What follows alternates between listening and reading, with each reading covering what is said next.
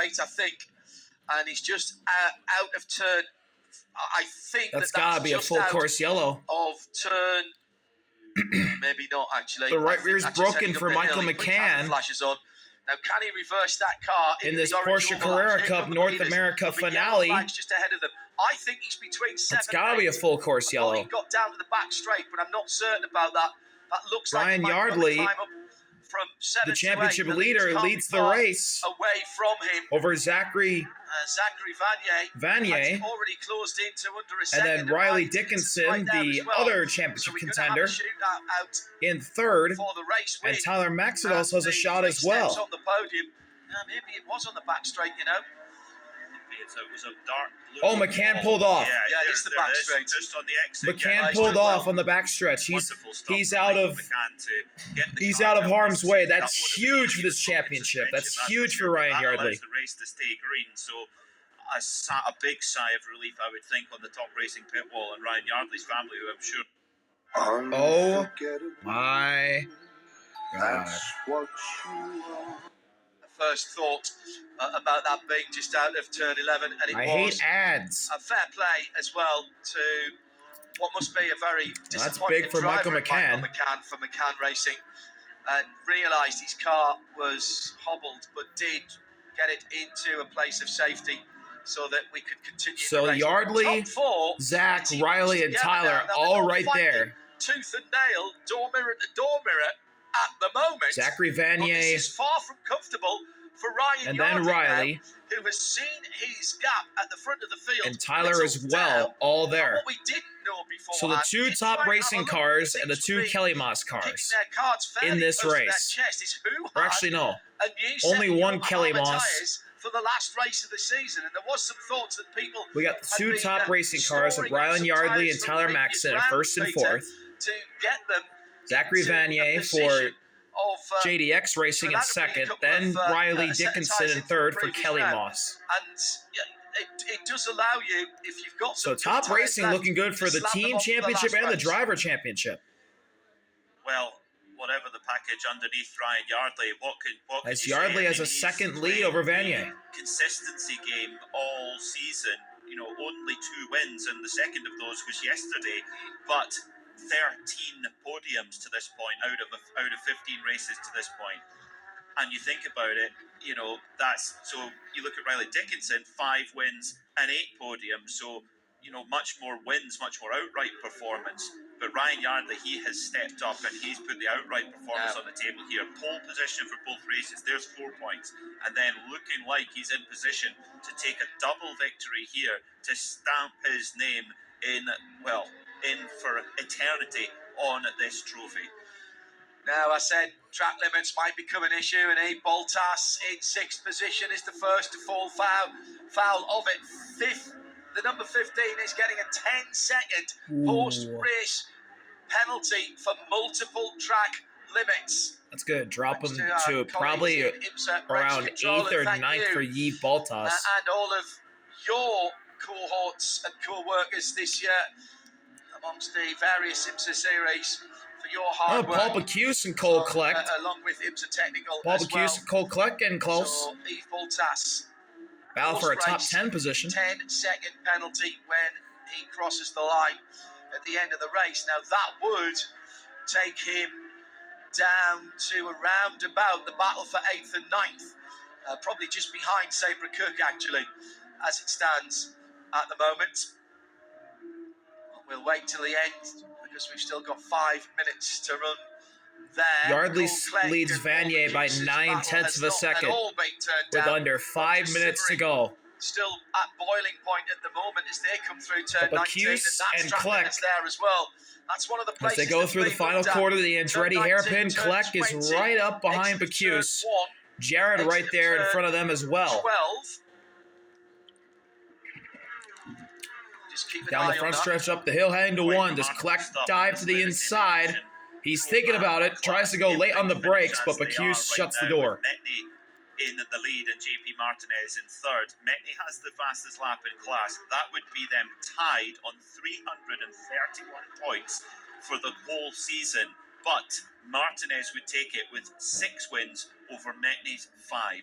And also the Pro-Am Championship, Alan Metney and JP Martinez that is very close. would end up tied right now in the championship for Pro-Am as it's a little touch for Scott Scott Blind. His usual car had to start from the back, but managed And to transport some of his bits and pieces. Alex Pratt his making some contact. paint scheme onto a mostly GT silver car as he's having a battle for. Well, back to the front of the field, Ryan Yardley still leads, but Pratt for ACI Vanier is getting closed up on by Riley, who runs in third, now. but he is all over the back of Vanier. Another penalty for Yves Boltas.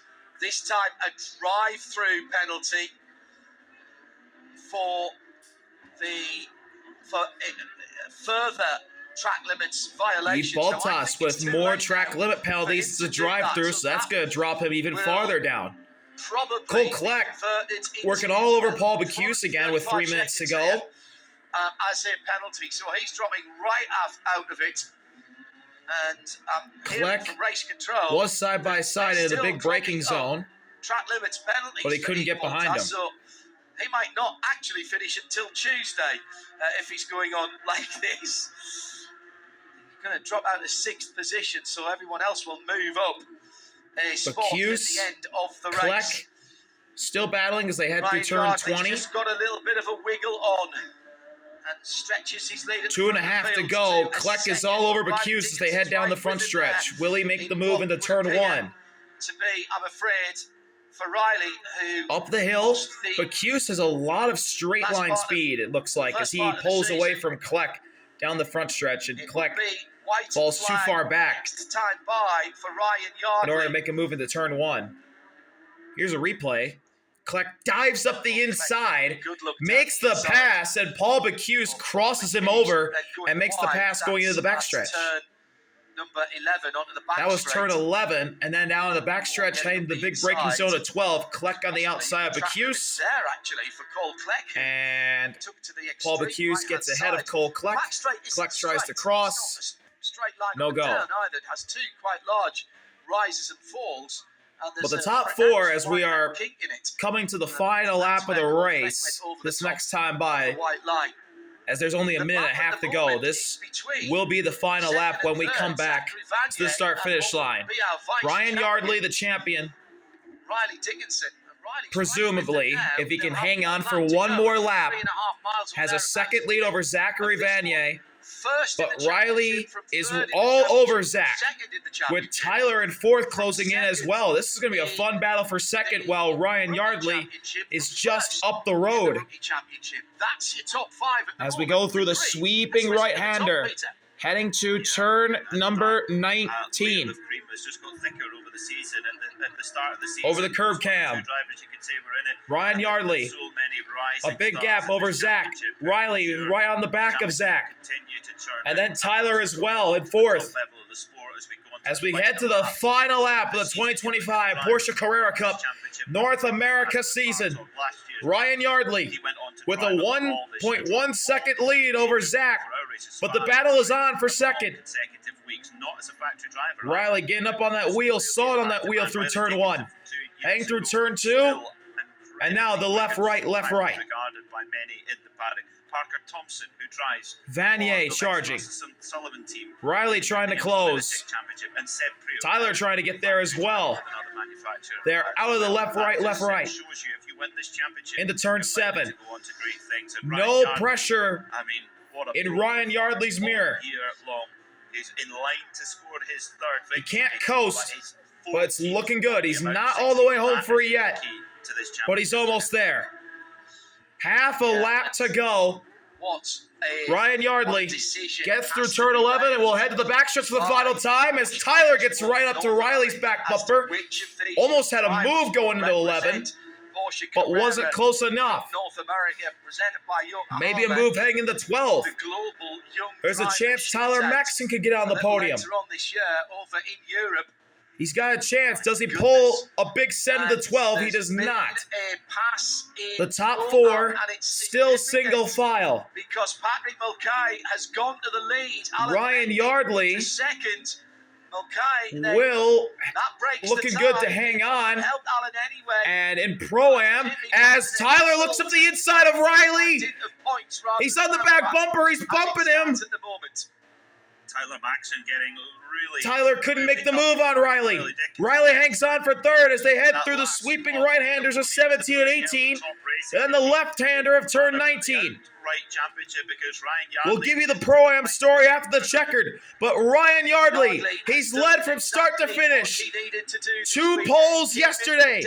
Scored his second win of the year yesterday, but today he sweeps Coda, wins both poles, wins both races at Coda. The consistency of 2025 pays off for Ryan Yardley, and he is the 2025 Porsche Carrera Cup North America champion in the Pro class.